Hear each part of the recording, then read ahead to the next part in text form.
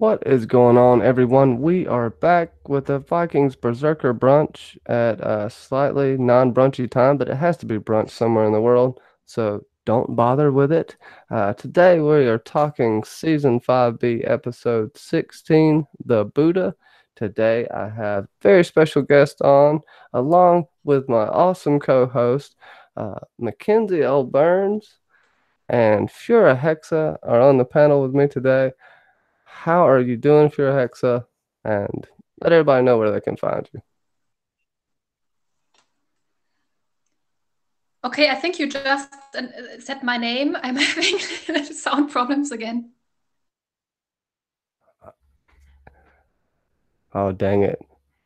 She just You aren't dropped. lying. It does it. It does it. Are we lagging? Are we lagging again? Yes, YouTube just does not like you. Oh man, they're so mean to you. Why do they do this?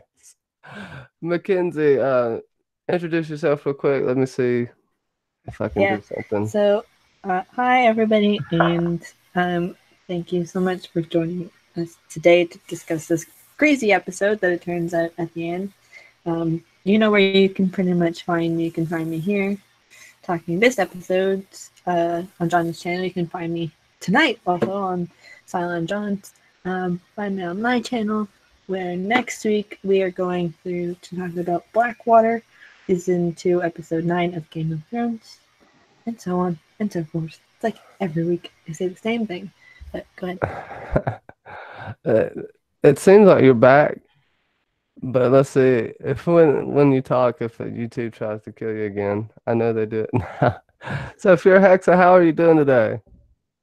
Hi, I'm fine. I hope you can hear me all right. And thank you so very, very much for having me. And I'm very excited to do my first Vikings live stream because it's one of my favorite shows. And I'm such a big fan of you guys. So thank you very much. The pleasure is all mine, and we're gonna have a fun time today. I just want to give a shout out to everyone in the chat. Zuri, how are you doing today? Forrest Blurta, thank you so much for coming out. Kaboka Carlos, hey there, man. What's going on, bud? John St. Baptiste, thank you for stopping by. Andy Burnett, your question is very pertinent. We will get to that. That is a good question. I'm going to copy and paste this. First off, we'll just kind of go by segments and we'll talk about the story of no story.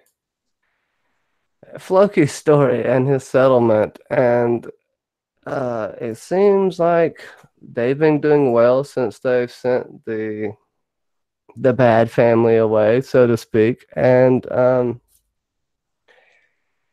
what's his name returns, and Helgi returns, and he has bad frostbite. Floki does some amateur amateur doctor work, and they debate whether or not to help the other family. What were your thoughts, if many, on all these scenes with Floki, and where do you see this going? And did you just want Floki to let him die? Because I did. Yes. Who, the guy who came back or the other guy? Well, just the The rest other, of the colony in general that he had sent away. yeah, let them die. Let them die. Really, they had their chance. Really, they weren't willing to, build a proper society. They were, I think.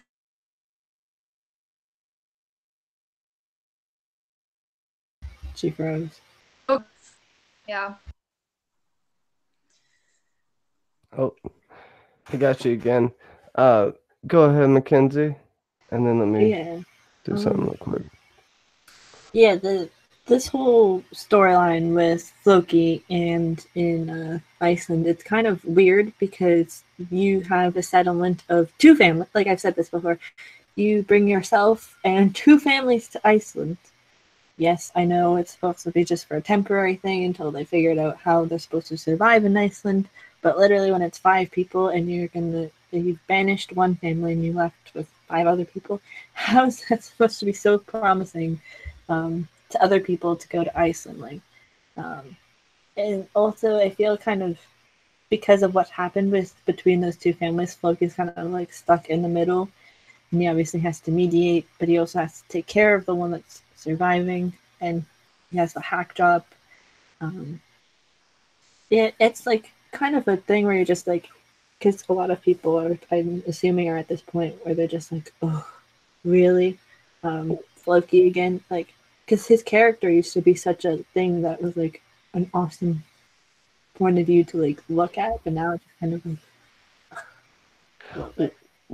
What can Floki expect to get the out of this besides if it's successful, it's just going to be a highly incestuous society, right? There's not really enough people for a settlement. This would be like some Targaryens and Lannister stuff. Yeah, I can't help but bring up Game of Thrones. I just I don't know. To your point, Andy Burnett, with the big question, who has the worst storyline this season so far, Bjorn or Floki? And I think you had a good answer for that, Pure Hexa. The worst storyline, Floki? No. You know, I was so excited for this Floki storyline in Iceland. I was really looking forward to that because it's such an interesting concept or issue. Trying to show how you build a society, especially with these people. If it's possible to build a society so far away and based on because basically all the other Vikings followed Floki because he said, "Oh, the gods appeared to me, and it's such a holy god place." And yeah, I was really excited for that storyline and the way it.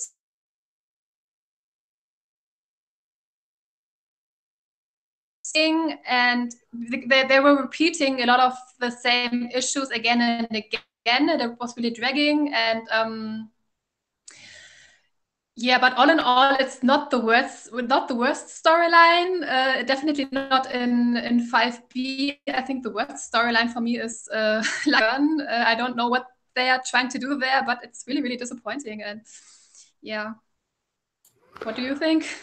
Well, I would agree that it is a cool concept. I think the only real thing I want to see happen, someone else has to land there at some point. I think that would be pretty intriguing if someone else, another Viking, just a random Viking, or yeah, I don't know who we would end up seeing there. I don't hate the storyline. It's good drama. You can see where it's coming from. It's just a little too simplistic for now, and you don't really see much of the gods. I think that's kind of a point, but um, to that, I do feel like we will see a god this season in human form that we think's a normal person, possibly. Uh, kind of going back to a few seasons. I don't know. What do you think about that? Do you think anybody we've seen so far could be a god in disguise? Kenzie, or you having lagging issues, Britta? The sound was off again a few seconds ago. Yeah. You might have to try Avatar, unfortunately. Can you repeat the question? Uh, just basically, I feel like we're gonna have another god, a Viking god, a Nordic god in human form this year on the show. Uh, Possibly even Vitzerk's lover. Now she seems a little too suspiciously always away from everything and um, not being where she should normally be. For instance, during the ceremony, all of the town folks were rounded up at Spear Point to be taken to the ceremony. The only reason Vitzerk didn't have to go is because he's royalty, in my opinion. Um, and you have the whole Freydis really mocking Freya, like to a horrible extent. She's like trying to be Freya incarnate. Um, I don't know. That's kind of where I was going with it. You can branch off from anywhere if you want. If Yeah. you One more thing about the Floki storyline, because it has to lead somewhere. I know there's a theory that Floki is, yes, that Floki might replace the Floki replaced the seer. because or do you think he will stay in Iceland forever? Well, that's a good point. Are we going to see the death of the of Nordic religion, or will Floki overtake that? I feel like this is kind of going to end with Christianity taking over, uh, in a sense, with some people trying to hold on to traditions. I feel like it could be a slightly tragic end because a lot of everything of the Vikings was wiped out as far as history. There's not a lot left. And what is left is some very awesome reading material. Uh, but could he be the seer? Uh, that would be really cool. Someone has to be the seer. And it seems like the seer had to go through some sort of torment to become what he is. What are your thoughts on that, Kenzie? Yeah, I can kind of understand like why people would think that, because Floki is such a beloved character by so many people, and he has like a lot of, in the earlier seasons he had a lot of empathy towards like Ivar and Bjorn and like all of the sons. He had like this connection, and that's what kind of the seer had up until he was obviously brutally murdered by Ivar, was that connection with the sons and knowing what the sons would do and how they would move forward. I feel like that would kind of almost bring him back into the storyline and not just have him isolated in Iceland. And Andy Burnett made a comment of saying that it would save his story, like it would kind of more or less save the storyline for Floki, and that if a god shows up and says that what they're doing is right, then the people flourish, I guess. So it's like that whole thing of maybe he has to be called for it. He just has to go through this sort of religious experience before he becomes a seer, in a sense, where he has to like lead people, but then it may ultimately fail, especially with the later scene in the episode with them trying to go find the other family. So Yeah, I think he's gonna realize that you ultimately can't change the nature of man, and you can only do good yourself and try to teach others to do good.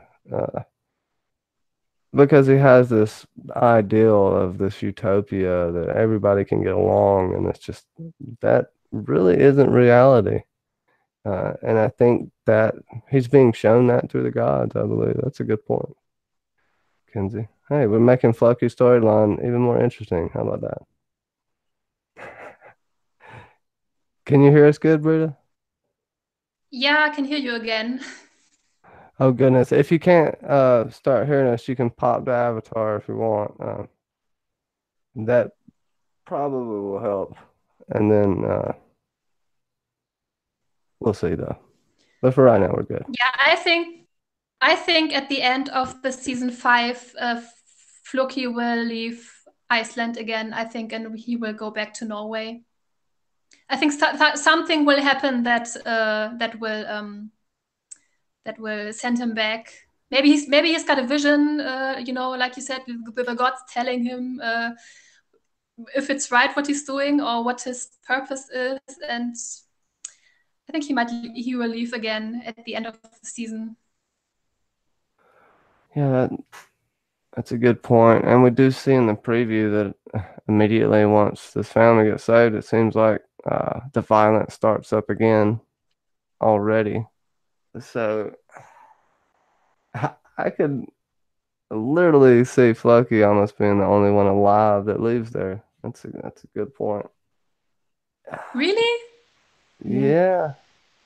I could Not even the nice blonde girl. probably I her, don't know but their names. Yeah, Oh, they I never don't. really talk about their name. Do you Yeah. think they're setting them up? Do you think they're setting them up as a couple? Maybe. Uh, She's like a Helga lookalike, so that is true. I never really thought about it that way. that He's, was my first thought really. She's so loyal to him and supportive, and but she's really young, I think. Yeah, like that could be a thing though, because Floki hasn't really had like a woman like that in his life and since Helga died pretty much. So it'd be a cool way to kind of end sort of his character or like have an interlude while he's like before he becomes like the seer to have like some sort of relationship like that maybe. I don't know. yeah, I'm thinking a little bit more on this shot. I don't know. They do some mystical shots. There's mystical art around Floki. I think y'all have a point. Probably right. I do think we will see the gods again, but it will be to basically let him know he can't change stuff as much. But yeah, definitely I could see Floki as the seer. Uh, it's even funny because they almost have the same build as well. And would that mean we know the seer wasn't having any sex, so would that mean that Floki needs to stay celibate uh, to attain whatever he's trying to attain? Is that because it doesn't seem like he hasn't had time to be interested in that, but damn, I don't know. I'm just rambling here and I don't know where to go with it. Someone help me. Ha!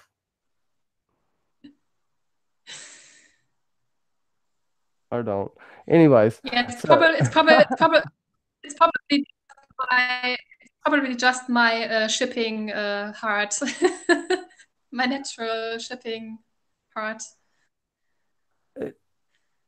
yeah, if he is to leave, is the ship they came in would he is it still there? Does anybody remember? Maybe. No. I, I don't think so, but they could probably just make it come back to life, like kind Well, of I've seen like Bjorn. one tree so far, so I don't know if he would build something. That's why I think someone's going to show up uh, Yeah, when he's at his last leg, maybe a small group of them, or have some kind of divine intervention. What's up, Sasuke? How are you doing? I don't know. That's a good question. Right now, we're just going to see more conflict within the colony. And then I think we're going to get some kind of cliffhanger at the end of the season to where we get an inkling one way or another what Floki's going to do and what he's going to become. Because all of this can't be for nothing. It's not going to just die. It's not just going to end up there desolate. So he has to end somewhere. What's yeah, it? Yeah, there are a few characters at the moment who are still looking for their purpose, who are a little lost at the moment, like Bjorn and Hitzak and also Floki. And they're all kind of looking for what their purpose really is in life. And yeah, I think it would be interesting if Floki goes back and meets up with them again. I think it must be really difficult for him to readjust to all the chaos there. I think he would leave probably. yeah. Having to go back to the chaos that is now Kattegat and everything would be kind of because almost again it's like then who does he pick or like whose side would he be on that anyway, and plus two after this end season we only have 20 more episodes so about ish, so to wrap up a lot of people's storylines that would need to happen and quickly ish, but History Channel likes their time jumps, so 20 more episodes is good if they do it right. I mean, we can talk about another person who needs to find their story. Uh, Lagertha, really quick. Where is Lagertha? I think she's a nun. I'm very cynical. I think she's gonna ultimately become Christian for some reason. I don't know why. Uh, the she always loses her love, and I'm kind of glad that Heckman died. I don't know about anyone else, but he's a very annoying character to me.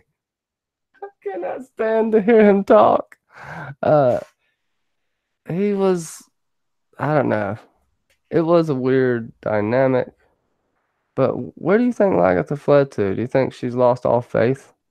And I'll let Mackenzie take it first. Um, I think Lagertha, she's like she kind of might go on like that weird, um, slightly like religious thing again, like Ragnar did, where he like went on a slight like moment by himself because Lagertha hasn't really had time pretty much by herself. She's always had um, somebody else to look out for her or to look out for someone else. So for her to be by herself and to have at least a moment just to like not think about anybody else, like she's always had either Bjorn or Ragnar or her other husbands the chance to worry about and herself. So if she has like a time to personal self reflection and a journey, that'll be cool because then it seems like all of the three adults that we kind of started with, like the Floki and Ragnar, have all gone on like a somewhat of a spiritual journey or like up to enlightenment or something like that. So kind of cool to see that. People, I think, also would Do you think think she that could she, have went to Paris? yeah, that could have been for like a thing for safety because we know, yeah, because Rolo showed up for 5 minutes in the 5B premiere and then he's now gone. So, um, who knows? It could be that thing. Or Um, you think she might end up now with Rolo? I don't know about end up with him, but somehow I don't know. I haven't put it together because they're so choppy on her storyline right now that I can't. That's the only thing I've seen is the emotion in her face when she had to tell Rollo that Bjorn wasn't his. You could kind of tell that, there's no way we could ever really know.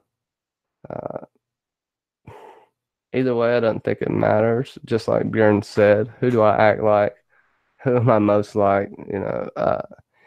But and in history, that's way off. Lagertha's not even Bjorn's mother. I don't even want to get into all that. But I could see that being kind of the only person she could turn to, but that would make her kind of weak, wouldn't it? If she would just go looking for someone to love her. I mean, I'm still wondering why they did this. Oh, Björn might be Rollo's son because we know for sure anyway, and I still think he's Ragnar's and all. And I must this. I really absolutely hate what they are doing with Lagertha in the second half of the season. You can really tell they don't know what to do. It really sucks because she's really one of my favorites, and this whole storyline with the bishop was so terrible, and she had no role to play anymore, and she was now she's gone completely. Yeah, I really hate it, and I would love it actually if she goes to join Rolo, but I don't think she would leave Björn behind just like that without saying anything. Hmm. Yeah, I feel like we're not gonna see her till the last episode. They're gonna do us dirty this season. Yeah, they're going to do some cliffhanger where she's, showing up somewhere and then it's the end of the season. yeah, Well, hmm. Yeah, I guess we can get into Bjorn since his yeah, there's a storyline's lot. pretty simple this episode, but it's a good bit to talk about. I think he's getting set up for, really coming into his own. He's supposed to be king one day, for sure. I see that happening for him. He's supposed to travel to.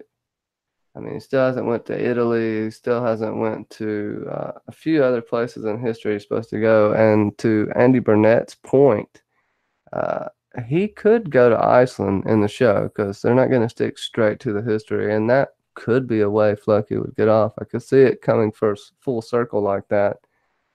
Floki's been really close to Bjorn ever since he was a child. He's actually the one that told Ragnar he would do better than him, and then Ragnar would grow to hate him.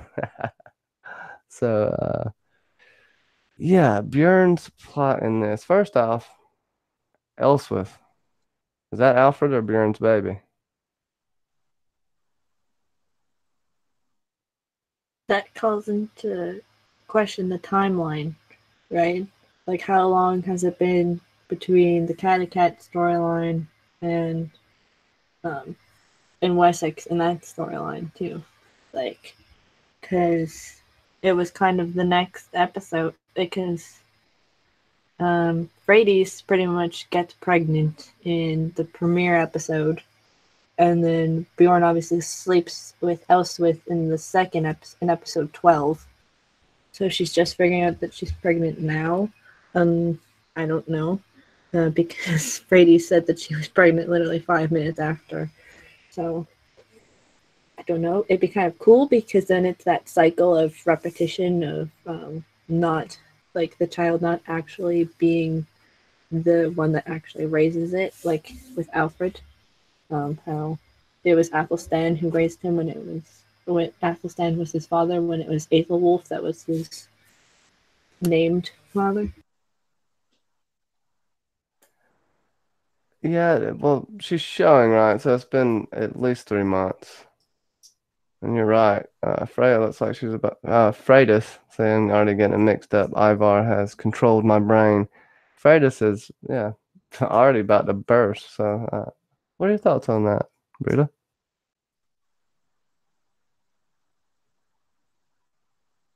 Probably didn't hear me. So, uh, Elfless child, do you think it's Bjorn's or do you think it's Alfred's? Yeah, it's probably Björn's because they always do this. They love doing this kind of stuff.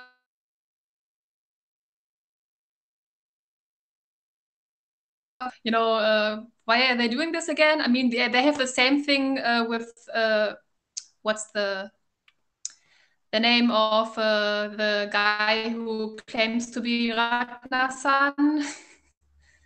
Magnus. Magnus. He's totally not Ragnar's son. Yeah, I don't really see why they're doing all this. Or he could be the son, or he could be the son of this person. I don't. What's the purpose, really? Sasaki made a good point. If it is Bjorn's, it'd probably come out blonde haired, and that would throw. I mean, they would know for sure. I think Alfred I feel like Alfred already knows, and I don't know. Just the betting scene was just weird in Yeah. general. Yeah. Go ahead, Kenzie.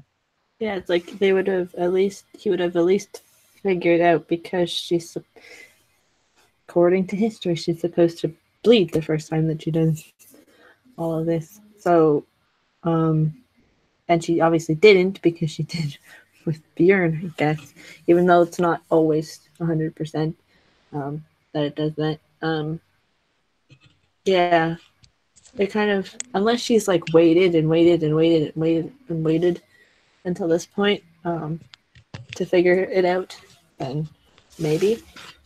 Because they don't seem like that couple that is like lovey-dovey every 5 seconds, like as a new king and queen kind of thing. So, I don't know. Oh, I thought you ran up the side of the wall, Brita.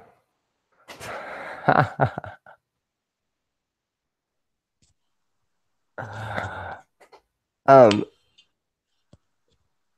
there we go. Can you hear me now? I'm still online. Yes, Yes, you're still online. Okay.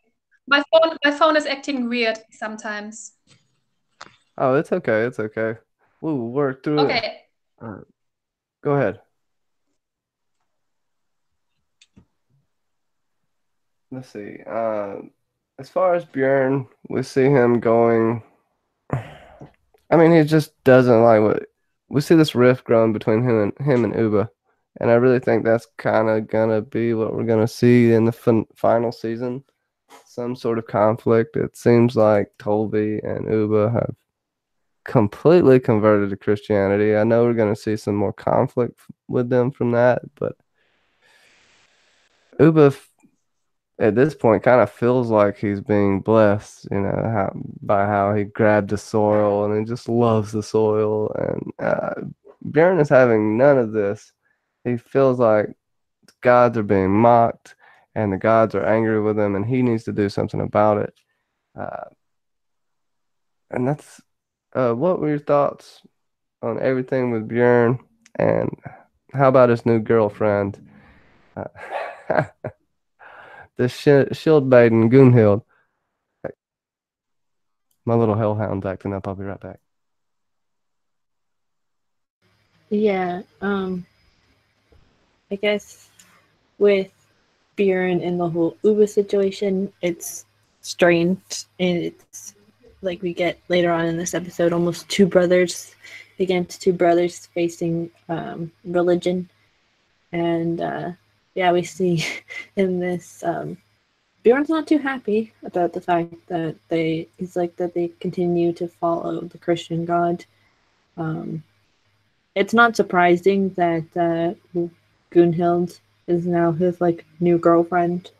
Um, and especially when they go to mass, it's like all of these people in this small area are going into this one building with the church. It's like you're all just gonna follow them just to stop. It's like there's no point in just walking there to walk back. You're gonna do it 5 minutes later. And there's that whole thing of Bjorn likes to conquer new lands, but also to sometimes conquer women. So who knows? And see how long she lasts. Um, He that's what likes I to like. give them their freedom, then seduce them. Yep. Yeah. Even if they don't follow his exact religion, like Elsworth, he still is like, I can deal with it for 5 minutes.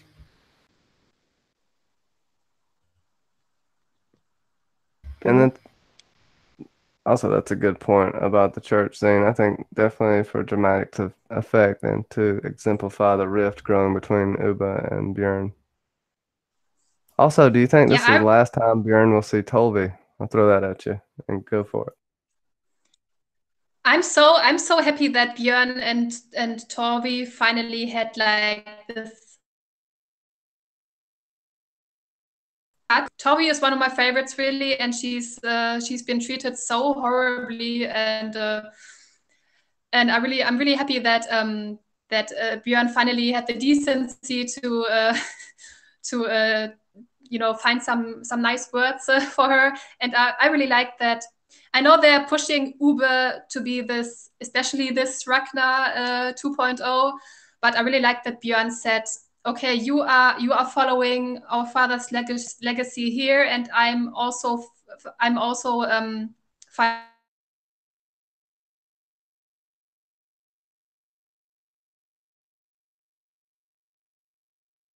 um, he wasn't just this one farmer who wanted to, settle down in farming and live in peace. He was also this traveler, this explorer, and I think that's wonderfully embodied in Björn. And I think Björn will finally go on another sailing and explorer adventure. I hope so. And this is his way of honoring and reliving and yeah, honoring Ragnar's legacy. Yeah, he did try to conquer Rome at one point. He mistaked the island though, but he went to the British Isles, Italy, Spain. Of course, we've already seen him go to France and North Africa already. So he has a lot of places to go if they're going to stick with the premise of the show and history. So, and I'm starting to like the fact that he'll make it to Iceland at some point even more. He could seek Floki out for need of a seer or need of some kind of guidance. Or I could see someone crashing there, trying to get to some fabled land. Go ahead, Kenzie. I think it was. I'm trying to remember who it was. I think it was.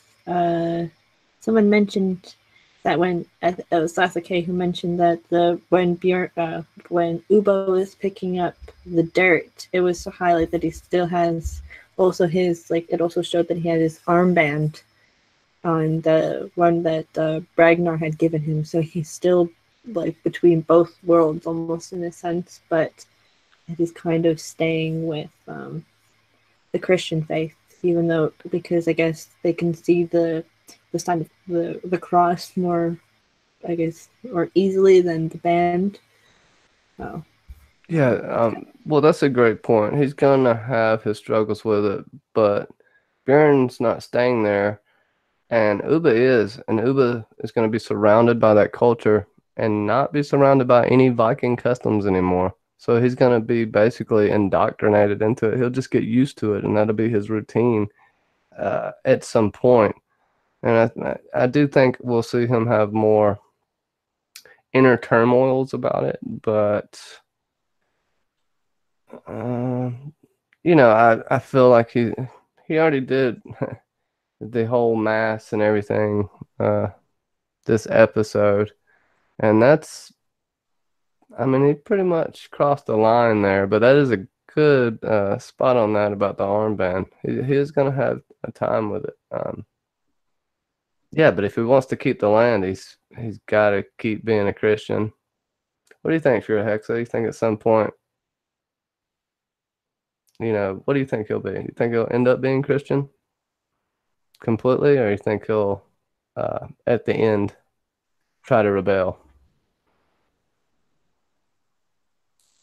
Can you hear me? Can you repeat the last part of the sound was off again. It's like on and off. I'm sorry. Yeah, it's a freaking internet connection. No, just whether do you think Uba's just gonna end up being Christian in the end? Just gonna get No, I used don't. to it. No, I don't think so. Not for good, not forever. Maybe for now because it's easy, But I think he's not 100% into it yet, and neither is Torvi. Yeah, no, I don't think so. It's just easier at the moment because they have their farmland, and so they might as well try to adjust a little bit to the size because it's easier. But they will always be every Viking will always be a Viking at heart, no matter what. Very true. Very true. So, kind of to the we can Harold Finehair. It comes back with Magnus, right? And he gets confronted. He puts Magnus up on a pedestal. Seems like he's emotionally manipulating Magnus to make him feel super important and using him. Hey, I have one of Ragnar's sons on my side. Then Bjorn comes in and Magnus immediately embraces him. And I feel like Bjorn's already been talking with Magnus about him going with Finehair this whole time.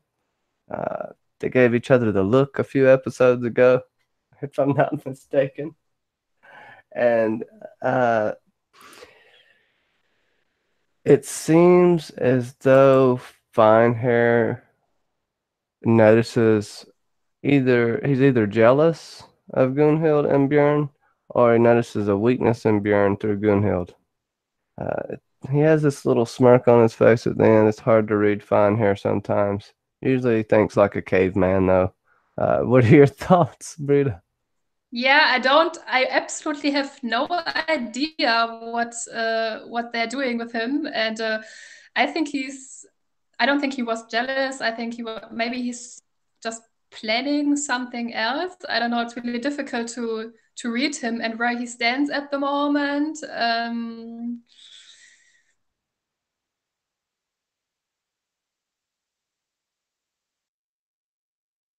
Did you freeze? Oh, repeat the last part if you could, Brittany. Froze for just a second.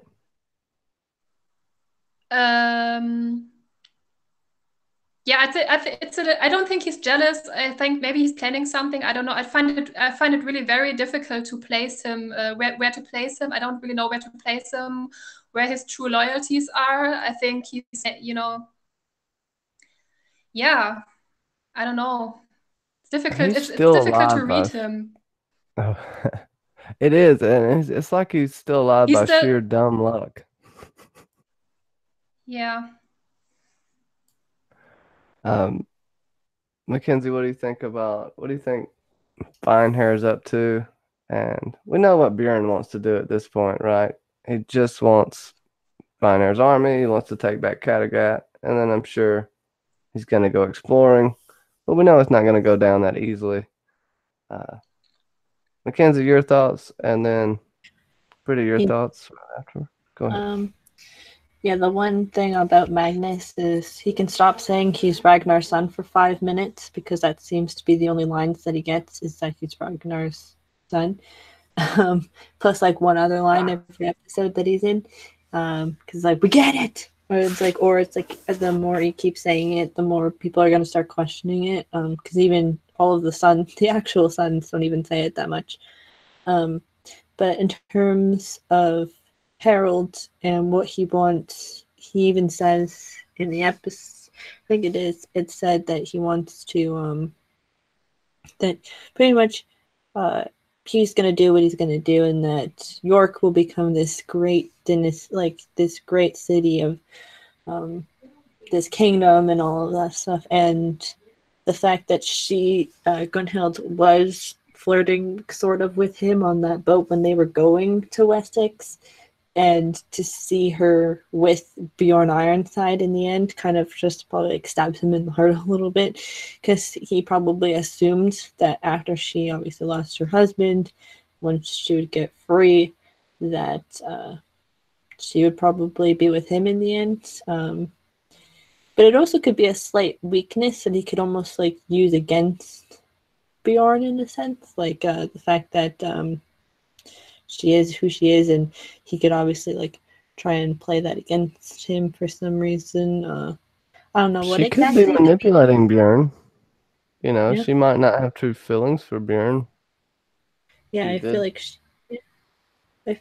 like yeah, she could be the one that's using him instead of we just automatically assume it's the other way around, because obviously in their scene in the beginning, she did slap him in the face after she was unchained, like she was it untied from the rope. She did slap him in the face because she was a free woman, so she's not afraid to like bully him at some points or try to resort to somewhat physical violence in a, for us, a comedic way, but for them not so much. She's kind of more of like a person who's even um, against him in terms of like where she stands, because she's not obviously going to be there to have his children, kind of like how Purin and like Torby kind of were in the beginning when they like their relationship started. So I feel like, yeah, I feel like she's gonna be more even with him, and that he'll like seek her advice when it comes to dealing with King Harold a little bit. Uh, so we have a few good comments from the chat. Sasuke says, anyone else miss preteen Bjorn from season one? I prefer him over adult Bjorn. uh, did anyone else think that clump of dirt was a fresh pile of shit? I'm trying to think of the clump of dirt now. It was something we were talking about earlier. Yeah, the thing that Ube scoops up and was like, Oh because he's looking at yeah. how the soft the dirt is. Well, that's what good soil does have lots of poop in it, but it's probably just regular good soil. Bjorn needs a direct course. He seems aimless right now. His character is better when he's leading men, not following. Good point, Andy Burnett. And let's see.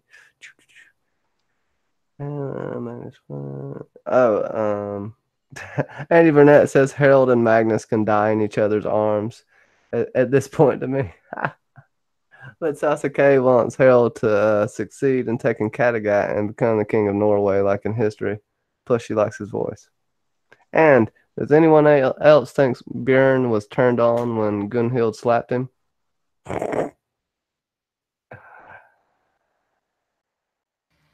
Yeah, probably. Because it showed that she wasn't like weak. But I'll let Brita think.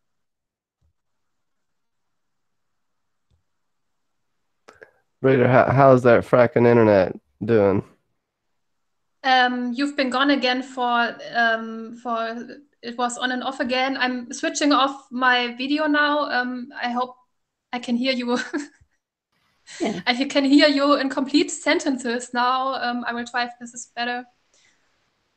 It may be. Hangouts can be weird sometimes. Let's see if you can hear me now. Let's see. So yeah, it's already. I think it's a little better. It was very cracky. Oh darn. Well, it'll be okay. We still got plenty to talk about. Let's do this. Bjorn. So, Kenzie, help me with where we're at. Dang it, I'm an idiot right basically, we were talking about a little bit about Bjorn and Gunhild, and if like that sort of relationship, as well as him and Harold, King Harold Twinehair, and how that.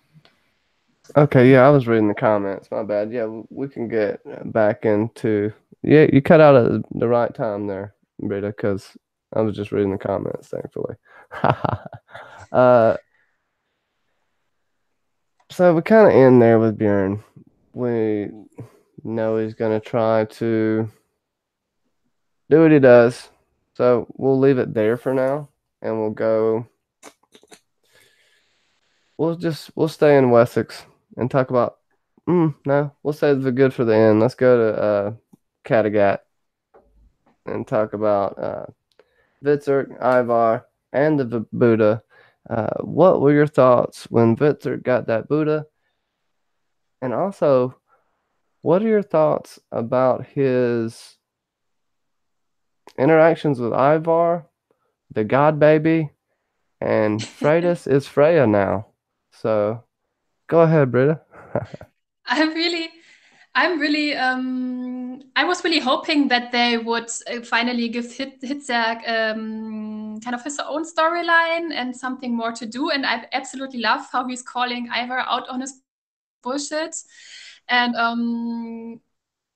I'm really, yeah, I think wasn't Ragnar back then. He was kind of also fascinated with this one girl from Asia, right? Maybe they are doing something similar now with Hitzak,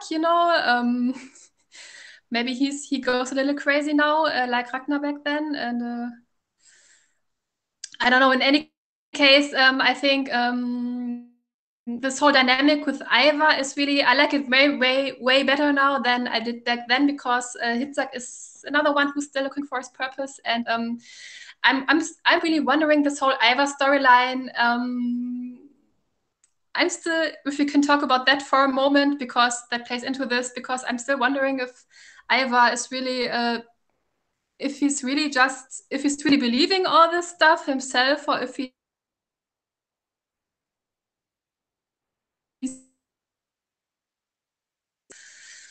I mean, he knew, of course, when Hitzak said, you knew that wasn't Lagertha, you know you're not a god.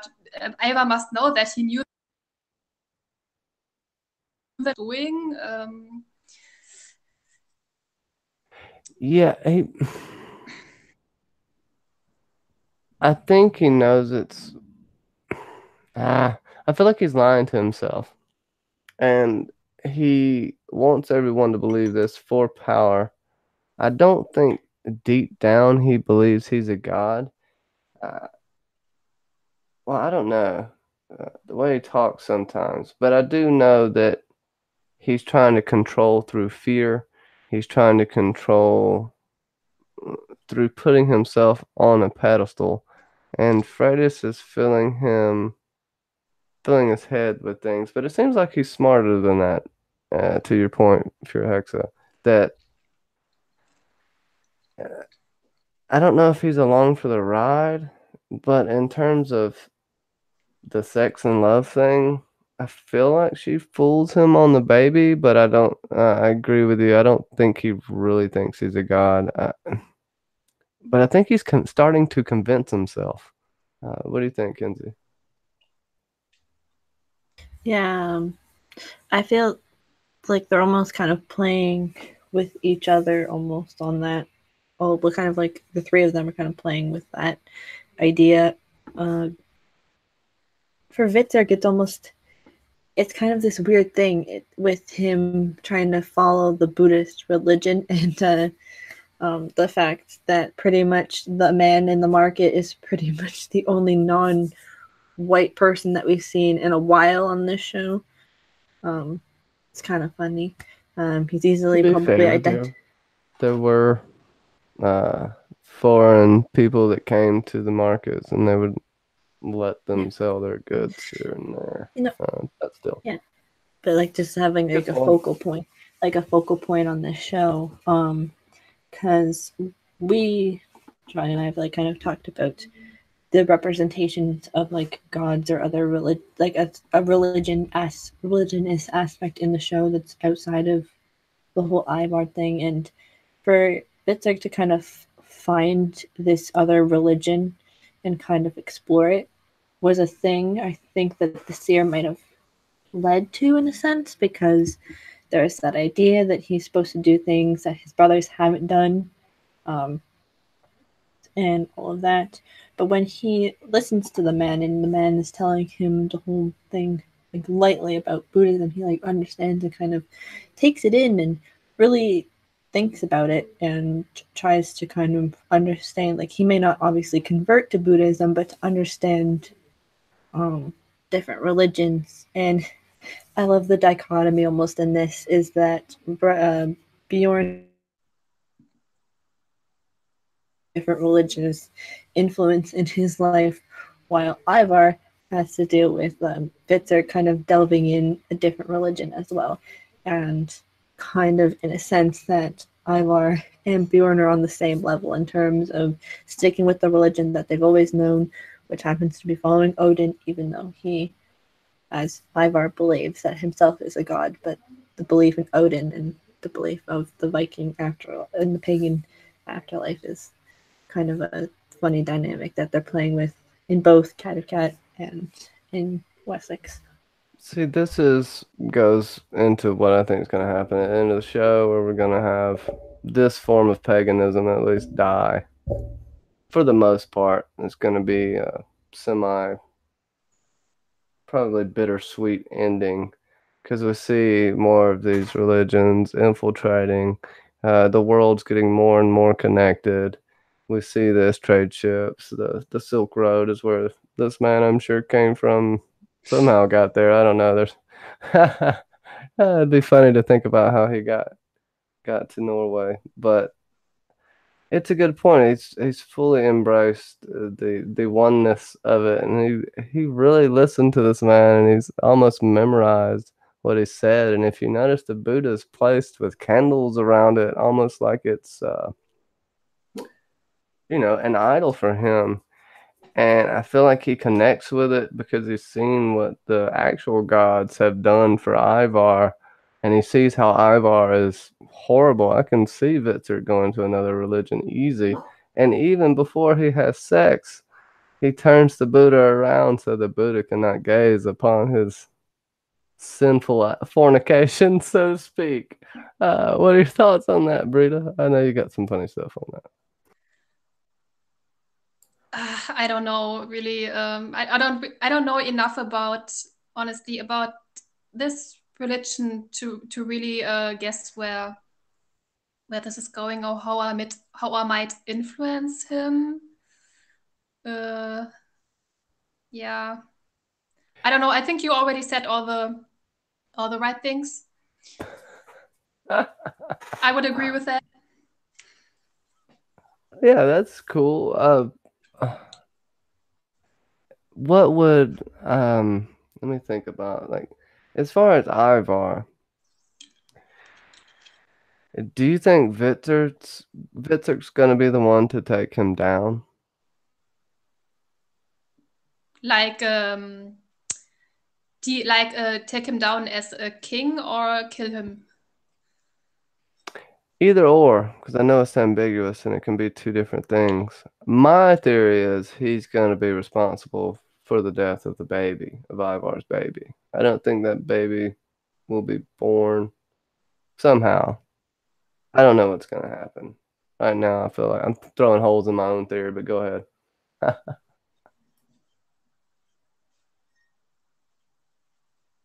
Yeah, I don't know. No, I don't think I don't. I wasn't thinking about that the baby might. But how do you think that that might come to pass? That he plays a role in the death of the baby? Like, Yeah, because of what the seer said. He said you will do what nobody's ever been capable of doing, but the road to get there is super dark, and there's no coming back from it. And at that point, either way, it'd still be a kinslayer if he kills Ivar, kills the baby. But I see Freydis getting caught by Vitzerk and him feeling like he has no choice, especially if he finds out the child isn't Ivar's. I And think there, yeah. yeah, go ahead. If you say he's going to do something dark or something, maybe he causes the death of what's her name, Freya. Freydis, I What think. Freya? Yeah. why She she wants to be Freya. why she is still with child, because Ivar killed Margrethe, and it's Hitzberg was really cared a lot about Margrethe. Maybe the circle is closing there, but that would be really hardcore evil if Hitzberg kills a pregnant woman. I don't know. I haven't seen the seer ever shaken to the core that much. We've seen him disturbed before, but he couldn't see past the darkness. I find it intriguing. He's gonna have to do something dastardly. But if you go by the Buddha and what he's starting to try to learn now, it's kind of counterproductive to what I'm saying, Yeah, isn't he supposed to be all about right? peace? About peace now? If he's converting to, or if he's embracing this religion? Right. They threw a monkey wrench in it with the Buddha. But either way, he's still gonna have to try to kill his brother. And oh goodness, Kenzie, you got any thoughts on this? Reel my Yeah. dumbass theories back in. Ha! No, it's okay. No, it. If Oh, they real had, quick. go ahead. Lady Dreamfire asks if you're a real Viking, if you're a hex. I wish. I am one at heart. I am full on Viking. Yeah, I don't remember. Go Yeah. ahead, Kenzie. I had to ask that. No, it's okay. I feel like with Vitzerk and Ivar, it's kind of a relationship that is tumultuous on multiple levels, because there's even like when he starts talking about the The Buddhist best religion. whiny face ever, right Yeah. there. Yeah. Even Ivar's like, you are crazy. Like, you think I'm crazy? It's like, you're crazy, and thinking like that everything, um, like that the Buddhist religion is, where it's like peaceful and personal enlightenment and all of this, such as just like, you're crazy. Like, and also like when they were talking about how the ship and him leaving and doing all of that stuff, like, because they seem to bring it up quite frequently, like the fact that Vidrig stayed with Ivar, and there's like, you made the choice. Um, it it's something that's going to come up probably again, maybe a few more times, and I feel like it may not be Vidrig that kills Freydis, but if it is like if the child like because we don't know at this point what the child is, what the child could be. Like Andy Burnett asked, like, would the child be like fully like just regular human child, or would he be cursed with a child like his own, and how that would go. I don't know. Like it'd probably be just a full-fledged, just a child that can walk. But I don't know. Um, but Ivar, I feel like in this with Victor, he's kind of just like leaving his brother to his own devices at this moment. But it'll be like a scene close to the finale because we have the war coming again back to Kattegat that I feel like it could be a thing where Victor maybe does a double team. Like we think that he's just going to leave at one point and go to Bjorn, but it could be a thing where if Bjorn comes back and he tries to take Kattegat, that it's not that he's done with Ivar.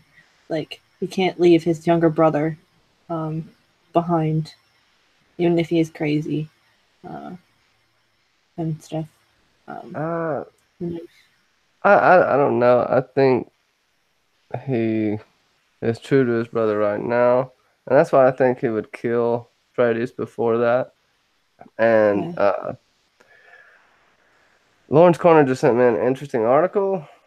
There was a Buddha bucket found in Viking Norway that uh, basically showed that there was trading between uh, the two lands, but also many believe that Buddhism was possibly practiced in Viking Norway.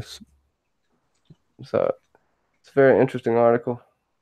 Um, just thought that was pretty cool. Thank you, Lawrence Corner. yeah, that could be a thing. Like because none of the other really the brothers have really cultivated a religion, really. Um, so that could be one of the things, even though it's supposed to be dark, what Victor does.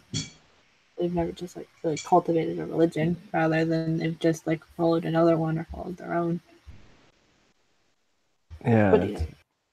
Well, to that, Ivar's response is, "You're crazy.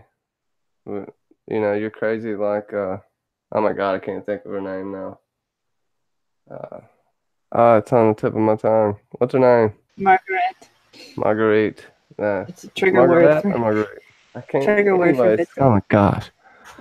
Yeah, and that's a veiled threat in my opinion, and I feel like we're gonna get Freddy starting to whisper more in Ivar's ear about Vitzer. Vitzer's gonna overhear something, or uh, I don't know.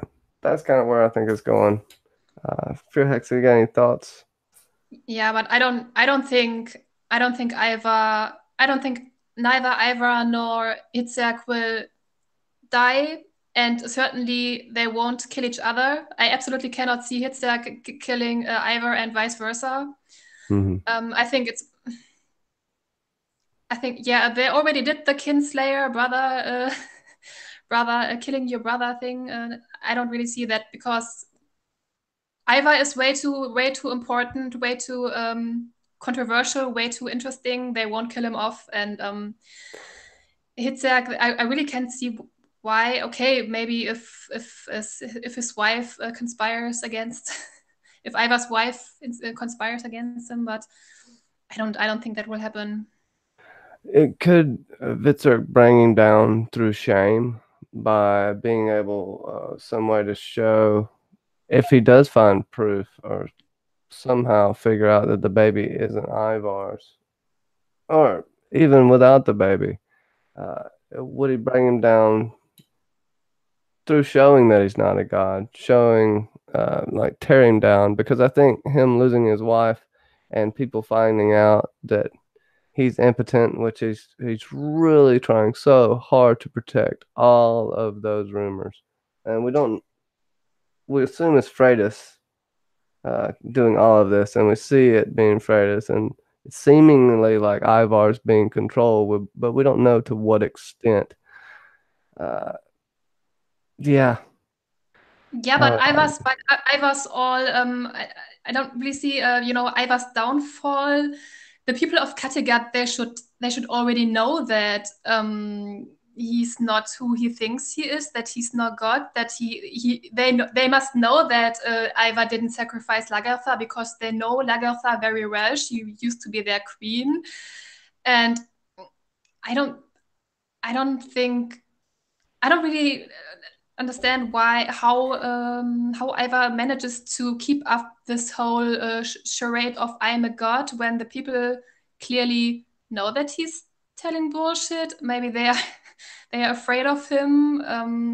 But if he really says that he's a god and that he's expecting this godly child and the child dies, then that might turn the crowd against him once and for all and cause his downfall. Good point. Kenzie, any thoughts? Yeah, kind of just, yeah, it's like, because obviously in the last episode, Ivar had created that statue that of himself in some sort of way, and Witzig was just like, oh, there's my brother again. But yeah, I feel like Witzig is just kind of, he's kind of now again the middle child. Even though there was 4 sons between Ragnar and Aslak, he's kind of like the middle child, where he has to deal with like not having his big brother, the one that he had a really close bond with, being Uba, is now gone, and he's lost Margaret, and now the only person that is like his family is Ivar, really. And Ivar thinks he's a god, but he's also knowing that what he's saying isn't the true thing. And even when Ivar finds out that Harold was defeated, Witzig doesn't really care that much. He's just like, did Harold survive? Kind of thing. And Yeah, and he thinks Harold needs him. Mhm. He needs me. So Olav I can't remember what his name is. Olav the Lug or something like that. I don't know. I'm just joking. But he's coming to meet up, and then Ivar supposedly headed toward Finehair. Yeah. I don't know. He's showing a lot of hubris right now. He's getting a little full of himself, I think. And yeah, like you said too about the girl that's kind of came into Witzig's life after Margaret has died. It's kind of suspicious that she's kind of just shown up out of nowhere. Pretty much, she's just kind of was there after the burning of the fake Lagertha, and then he just kind of has her, like, there's no like real backstory. It's just the fact that she was there when fake Lagertha was burnt, and then they've just have this relationship. I wouldn't be surprised if by the season finale he probably asks her to marry him, because of that whole thing. And that could also too with who she is and what she, like, they haven't really said her name in the show. If they have, it's once and I completely forgot it. But she could be like the goddess like figure, because even though Ivar thinks that it's Freydis, it could be the other one. Especially since she has nice clothes. And it's all like crisp and clean compared to other, like the Viking women in the show. I don't know. I'm just rambling at this point. And if Ivar wants to go to Wessex now, right? To fight with King Harold. But if he leaves now, then he leaves his wife in charge, right? She would be the queen of Kattegat. Is that right? She would stay in Kattegat. Mm-hmm. So she would she would stay in Kattegat and ruling all on her own, and I think that leaves her in a pretty vulnerable Is Lagertha gonna go to position. Kattegat? Because maybe if Lagertha shows up again, or Boom. maybe Hitzak stays behind as well and plans something to harm her and the baby. I think it's a pretty stupid decision by Ivar to just go away now. I think he's a little too confident. Well, that is a really good point. I do think he is gonna leave her there. She's gonna get left there when they go to battle anyway. She's not a shield maiden. Yeah, She'll be there sure. with the children. I Yeah. could see it coming full circle and her getting killed like Auslag, maybe even by Vitzer because I don't know. I feel like he's gonna do that, but Vitzer could kill Rollo's someone that people have been trying to kill for a long ass time. Uh, he could do something else that we're not seeing instead of the obvious that I think the seer is pointing out. They're wanting us to see the obvious that he's going to kill Ivar. And I agree with you, Hex. I don't think he's going to kill Ivar. If he was going to do that, he would have did it already. He could have did it. He's had a million opportunities to do it. He's the son of Ragnar. They would just, he could literally challenge him. All he'd have to do is challenge him to a one-on-one. I can't remember exactly what the combat's called, but yeah, if he wanted to, he could just challenge him. So he wants to stop him, but he wants to do it the right way. He has a conscience, and I think that's what we see accentuated with this Buddha episode, if that makes sense. Yeah. Any final thoughts? Yeah, No, go ahead. you mentioned Lagertha and Aslag. It would be Aslog. Aslog. It would really go for a circle if Lagertha really shows up in Kattegat now, and if she kills Aslag back then, kills Ivar's wife, so Ivar would definitely go even crazier than he already is. If Lagertha didn't just kill his mother, but also his wife and his divine child.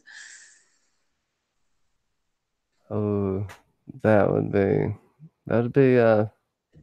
irony at its finest, I think, if I'm getting the definition correct. Yeah. The creme de la creme of the episode is coming up, so the lady of the hour, mom of the year, Queen Judith. Boom, boom, boom.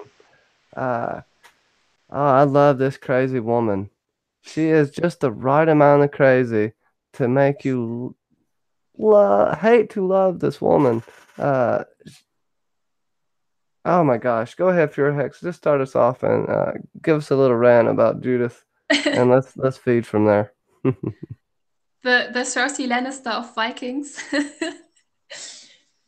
Yeah, because we know Judith was always, she used to be this. She wasn't always this crazy, of course, and I was really wondering what they would do with her character, and I absolutely love what they are doing with her because she isn't just crazy. She's very, very focused and determined. She knows what she wants. She knows what she wants for her favorite son, and even though I didn't see that coming at all, what she did, it totally made sense to me that she would do this.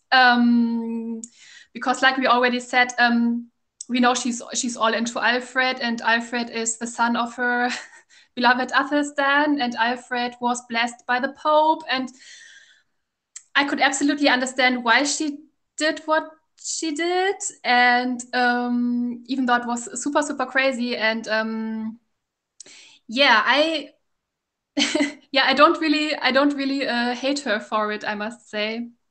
I thought it was pretty understandable, even though it was awful, of course. And it wasn't like she enjoyed it, like she enjoyed torturing what's his Kinehard last week. Yeah. Oh, and also one thing. Yeah, the actress is really, really awesome. How she played it, it was really bone chilling, really. But I was wondering, as much as I understand it, I was wondering if it's it's a little short-sighted and dangerous what she did, because Alfred is, of course, he's sick, and he's sick again now, and if Alfred dies, then there's no heir anymore. There's no, because both sons are dead, and it's a little risky what she did, I think. Well, what if I got this wackadoo theory because she is slightly wackadoo? She loves Alfred so much. She never wants to lose him. What if just making him sick every once in a while, and the only thing that can heal him is her porridge? That way it's like her safety net to where she'll always need him. I'm serious, I could see that with this woman. What do you think about that? You as well, Kenzie. Or Kenzie will be back in just. Oh, there you are. Yeah, what do you think about that, Pure Hexa? You think she could be making Albert sick every now and then? I don't know. Is she really? I didn't know that she's so into these. What do you call it? It's These the faceless man magic, when they're making. this poison stuff. This herbal. What do you call it? This not witchcraft thing. Yeah, like she devils with Influ- like poison. Influencing people with certain substances. Yeah. I didn't really know that she was an expert at that, but it makes sense, that she would maybe cause this on purpose to. So Alfred has always to rely on her, and yeah, I could see her do that. And I know he died of, Zuri says he died of some sickness in history, but they'll switch it up to make it devious for sure. And then it's Munchausen syndrome. Thank you, Sasuke and Lady Dreamfire, for. I couldn't think of the word, but that's exactly what I'm thinking of. She does the whole Munchausen's thing. So it's, yeah, I can't see. Yeah, she probably has like more of the holistic like medicine, because obviously they have the physicians who have the more of, I guess you could say, Western medicine, as much Western medicine as they could have at this period in time. Also, too, Alfred the Great has like 6 kids in history or something like that, so obviously he wasn't going to die when he's like 15. According to history as well, Aethelred does die a bit after this battle, I believe, and I think he's actually hung in history, not poisoned, obviously, by Judith, his mother. So they kind of had to do that revenge thing, or avenging, kind of, in a sense. Also to kind of think and to have him have some false sense of security. Because when Judith is talking to Alfred in the beginning, she's like, let me talk to him so I know exactly like what happened and why he does this stuff and why does he do these things. And obviously she kind of gets the answers, and I think it was Sasuke who mentioned that as soon as she figured out that Aethelred's bride was going to be Cuthred, the priest that Heckman's had killed, would be his wife. She may have figured it out, or she may have gotten more suspicious about it, because if putting 2 and 2 together, almost that 2 of them would want him dead, especially because we have that scene where Aethelred is in bed with his wife, and she's like, "Oh, I hope he dies!" Like she's like so giddy at the fact that at the prospect of basically her brother-in-law dying, so she can be queen. So it's that, and yeah, Judith is Mama Bear, and the fact that she will be a grandmother at some point in the next few months even wants to help her secure as much as she can. Why does she have to be so distant during her son's last meal? She could have sat a little closer, huh? She's queen mother. She's really gonna do what she wants. And it's funny how it's the long, so they give them the long table, and because you kind of know that it's slightly coming. You just didn't know it was coming now. She was already like when she was eating, when she was cutting her meat, she was already like, oh, she was like super aggressive already, and I was like, okay, what the hell is going on now? She's okay, something's cooking there, and then what the fuck? But you know, when you mentioned Ethelred and his wife, when she said like, oh, I hope he dies, I'm really happy that they didn't go there and that they didn't drag it out again with Ethelred conspiring again, and you know, because that's pretty boring. I really like it that they did this cut now and just had him die and get it over with, and not just do this. What we've seen 100 times already. Oh, the brother is conspiring against his brother because he wants to be king, and that would have been pretty boring. Just like Joffrey. I am the king. I am the Yeah. king. Cersei should have did that. Oh, I'm And so dark. that picture is so awesome. How they did the makeup and the acting was so brilliant. It was good. And then I got this picture here. You could see, I mean, she was trying to stay strong in the face of what she had to do, but at the very end, it broke her. It broke her because, I mean, it's not, she knew she had to do it. Yes. She doesn't get any Mother of the Year points, but she probably could have handled it in a few different ways, but I don't know. Alfred was not listening to her. He had forgiven him, right? Basically because he saved his life on the battlefield. And either way, Alfred made a huge mistake and showed his naivety here. And I'm trying to think of what else she could have did. What else could she have done, Britta or Kenzie, besides what she did at this point? Because Alfred wasn't listening, and you could still see the content building, and they were still, he wasn't gonna stay true to his brother long. He had a momentary lapse of back into kindness, but you could see him going right back to wanting to be king. It was pretty obvious when he was leaning over Alfred at his bedside, and he was like, "Oh no, my brother, he has to live. That's all that matters." It was already totally obvious that he was bullshitting. Yeah, it's difficult. Like I said, I understand I totally understand why Judith did what she did. But I also think it was probably pretty reckless because even though Alfred's wife is pregnant now, but nobody knows if the child you never know during those times if the child survives and everything. And yeah, if Alfred dies, there's no king anymore. And Judith isn't married. Her husband is dead. She's just queen mother now.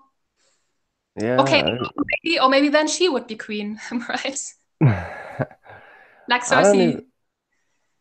Does she? I don't even think she really wants that at this point. I think she was so in love with the hero, saint, prophet Athelstan that the only thing that matters to her at this point is his son.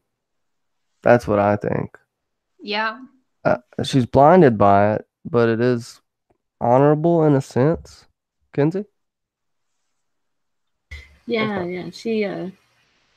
She must, like, when she's watching Ethelred just like basically deteriorate in front of her eyes, she's shaking. Like, she can't even look at him for like 5 minutes when this is all happening. Like, she doesn't like the fact that she has to do it, but she knows that she has to do it to secure the son of the man that she loved more. Even though technically, by all rights, it's the other way around in that Ethelred is the correct heir, I guess you could say, to the throne. She still like prefers Alfred. I think it's also too when Ethelred just kind of like snaps at her in the throne room and it's just like, I will say what I want to say to them and you don't question me about it. Like that moment where he like grabs her arm and is like, I'm gonna say what I want to say and then go make my brother the porridge and just leave me alone. Like that's a thing of like, okay, like this has gotten to the point where she's like, I can't control him anymore, and the only way that I can protect the younger one, the more or less the baby in this, Well, that was is a to pivotal obviously moment, right? to kill him, even though she hates it. And when she's like, because when she's more calm, but she's shaking While and you're she's talking cutting about her food. this, go ahead and talk about when he fell and hit his head on the table, if Oh that's okay. yeah, Thank you because for reminding me of that because yeah, oh my I think I have God. the picture right before. Yeah, he poor guy, like the poor actor. He gets up from the table and he's like trying to like get towards his mother and like talk to her, and all of a sudden he just goes bang, hits the side of the table, and then bang, hits the ground, and it's just like hopefully he was like somewhat unconscious afterwards, or at least like that sped up the process of I feel bad him for that stunt guy, huh? him I just want to say yeah. hey to Jordy Jedi and Forrest in the chat. Yeah, Go ahead. yeah, and then in the end, after he's like on the ground, she kind of just cradles his body, and she's crying, and then she kind of just like slowly stops crying and becomes like stone faced. Like afterwards, she's kind of just like crying, crying, crying, and then just like stops because she knows that she has to do this, and the prospect of Alpha not doing so well, um, but as at least safe for now in the metaphorical sense. That's what she needs.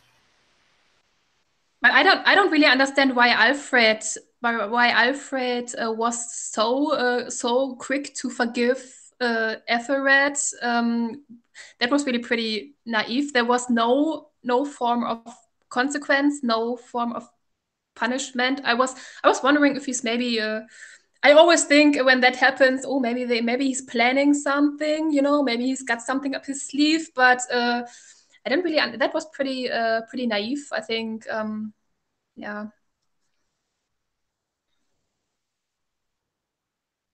I missed Lauren Corner's Q&A earlier. I saw it earlier, but I'm sorry.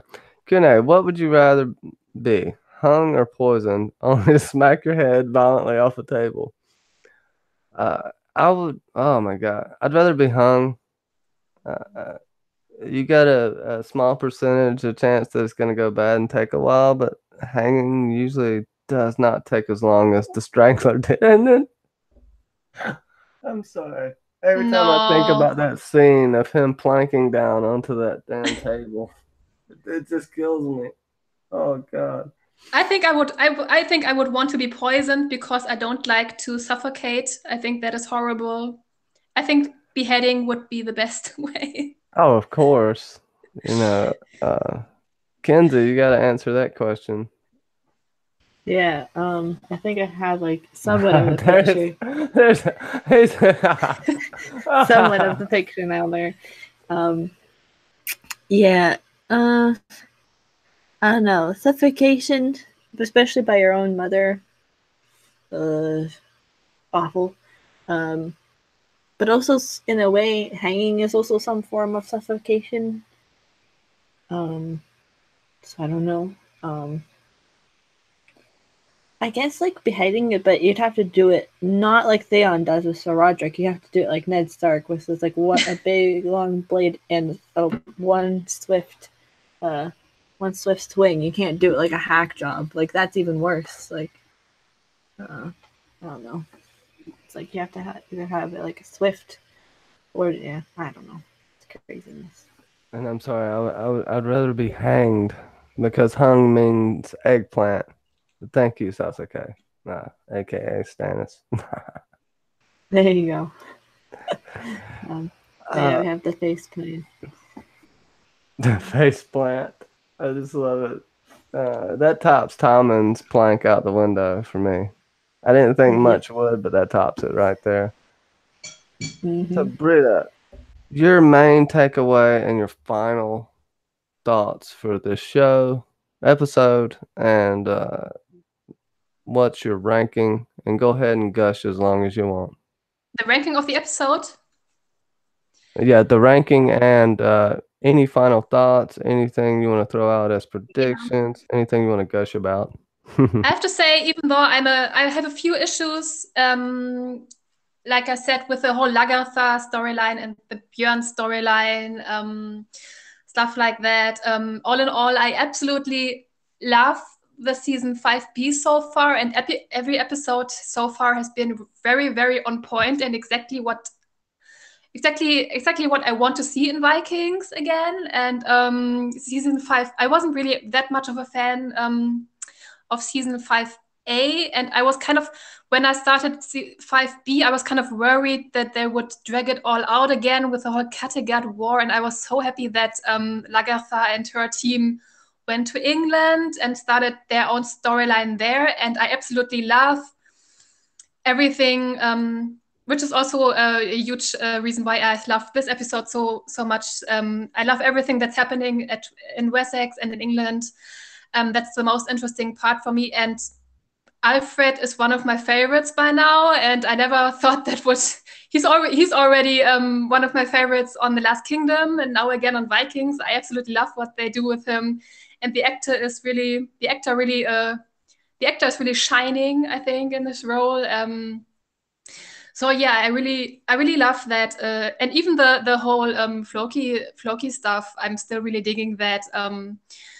Yeah, I'm really happy that they're kind of going back to these old old Vikings roots where they are, spreading the people, and it's not just completely focused in Kattegat. They are going to different places, and yeah, I'm really happy that Vikings is still so good. Yeah, I really love this season so far. Yeah, it's I enjoyed it. I think there's a few points in the show where it seems like they're reaching for content, but all in all, I really do enjoy the show. I'd have to agree with you. I think Floki, there's opportunity there for something big. It just is taking too long to get there. Um, Sassy Sansa, what are your thoughts? And would you rather be hanged or poisoned? Oh, Since that yeah, Lauren was you got snappy it wrong. in the You chat, got it wrong. Um, and if also I your rating as well. if I was poisoned, I'd want the one that Olenna gets, where it's where you have it's no pain, you get no pain being poisoned. Not like the poison that Aethelred gets. The rating that I'd get, so just say, it was really good. Probably about I would a give it 9 subdermal hematomas. 9. Yeah, like a 9 whacks to the face off the corner of the table. Or you could say, because of the episode, about 9 Buddha statues. There you go. 9 Buddha statues. Oh, that's a good one. Well, yeah, yeah. I thought this was a really solid episode. Good build up.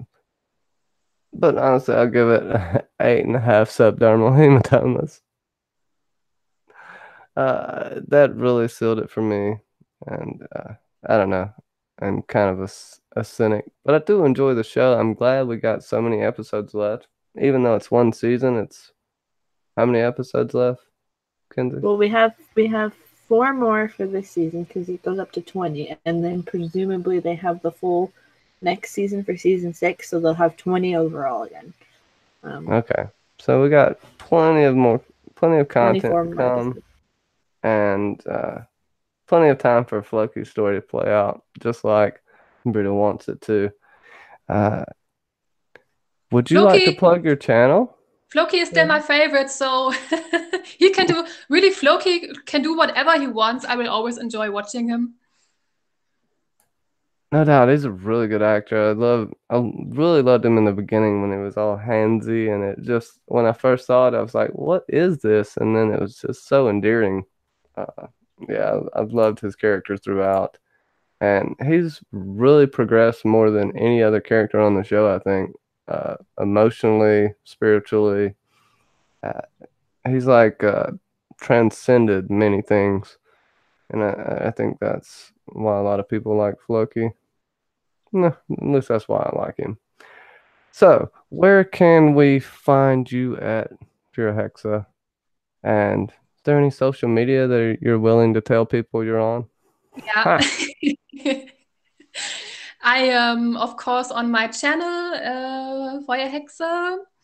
And I'm also mainly and mostly on Twitter as Fienchen82. That is FIENCHEN 82. And I'm really pretty busy there. So you can follow me if you like. Yeah, that's mostly my channel. Yeah, she is an awesome follow. Follow her, you will laugh your ass off. It is fantastic. Oh yeah, you're funny. You're hilarious. These debates you get into, it's in the descriptions. Click on the link. Mackenzie's gonna throw the links in there. She is an awesome follow. Uh, don't let her modesty fool you. She gets into these crazy rants and arguments on Twitter about Game of Thrones and stuff, and I love it. I love every bit of it. So definitely check that out. Mackenzie, where can we find you? Yeah, but before we forget, the awesome video, two videos that Brita has done in the past. She's done video on the political John theory, which is how I was first introduced to Brita. But then she also did a very good video about John and Sansa, which took a lot of work because it's literally like an hour long. So if you haven't seen it, go check it out. It's really good. I'm not saying that it's just sassy Sansa who I am, but it's a really good video and it's really thought provoking. So make sure to follow her on there. And yes, like Johnny said on Twitter, awesome thoughts. The Twitter and all of that stuff is just awesome with Brita. And you can find me on my channel, where we're doing episode 9 of season 2, Blackwater. Also should have my Stranger Things episode reaction by Monday, I would assume. And we have BSG tonight at 9 with Bobby, who's in the chat. It was in the chat. Clarissa, who was in the chat. John St. Baptiste, and I believe Amy True and myself. We have that, and we have Vikings every week. We have all the fun streams with Johnny. So, yeah, all the places, all the time. Everybody knows where they can find me, pretty much. Johnny? That's right. Find them. Chat them up. Don't bother them too much, though. No, thank you so much for coming on the panel. It was a pleasure to have you on, Brita. A pleasure to have you on, Kenzie. I hope you can come back, and I hope we didn't scare you off or I didn't act too weird. No, you never act weird. Like I said, I'm a huge fan, and I always feel like I always love watching you guys, and I always feel like, oh, you guys have such amazing thoughts, and you're so insightful, and I always feel like I'm dragging behind you guys, and thank you very much again for arranging this time, because it's always very difficult with the time zones. So. Oh, it's all good. I'm so glad you can make it, and you are too humble, too humble. So I will kind of end on that. We'll give some shout outs to the chat. Zuri, thank you so much. Riso, Sasuke, Lady Dreamfire, Jordy Jedi, Lauren's Corner, Bobby Catalano, Clarissa Thompson. We had more people. Andy Burnett. Forrest Florida, Andy Burnett. Blah, blah, blah. People. Yeah. Al Red Sox fan, AU Pack Mule, and I think Snoke Spinal Tap, and I think there was a few other people, but I can't reach the whole chat. Other ones. Yeah, we can't read all of it, but yeah, we all love you all. And if they're not content creators, then maybe one day, or just find them on Geek Chat because they're likely there too. So join that convo.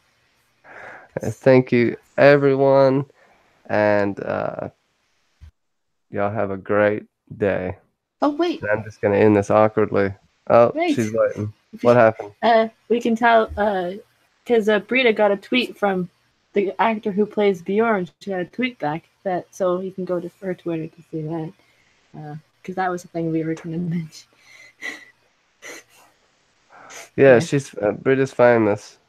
Oh, I was retweeted by Alexander Ludwig. Do you say that's it? Yeah. Because Wow. I was so gushing over Bjorn because Bjorn is one of my favorites, and you know how he was acting, and I was really fangirling Bjorn, and all of a sudden in the middle of the night, he was retweeting me, and I got like 400 messages. That was really awesome.